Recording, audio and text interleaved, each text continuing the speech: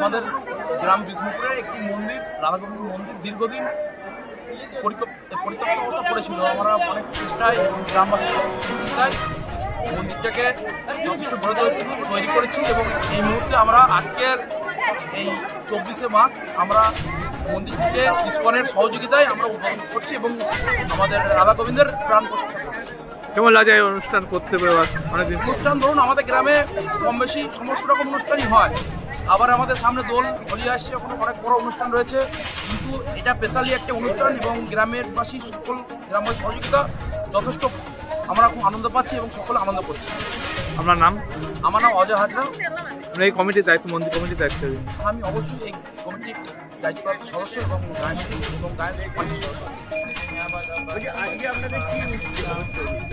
অনেক দিনের আমাদের ইচ্ছা বা আমাদের গ্রামবাসীর সকলের মানে অনেক দিনের ইচ্ছা পূরণের জন্য আজকে আমাদের এখানে গোপীনাথ বা রাধার মানে জীবনদান প্রতিষ্ঠা বা মন্দির উদ্বোধন সকলের সহযোগিতা বা ইয়ের জন্য আমরা চাইছি এটাকে যাতে আরও এগিয়ে যাওয়া যায় বা সকলের সহযোগিতা পায়।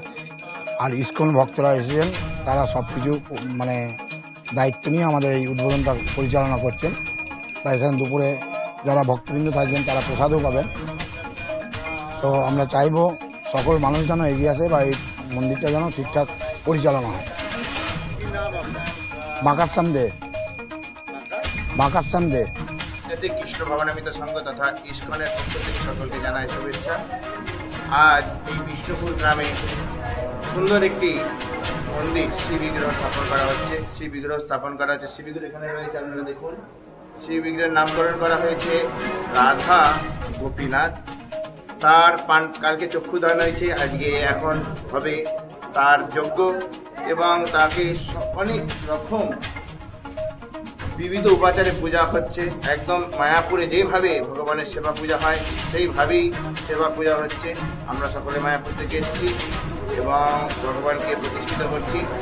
আমরা সকলে আসুন, এই বিগ্রহের কাছে আসবেন, দর্শন করবেন এবং সেই বিগ্রহের কৃপা লাভ করবেন। হরে কৃষ্ণ। আমার নাম বংশীমোহন দাস।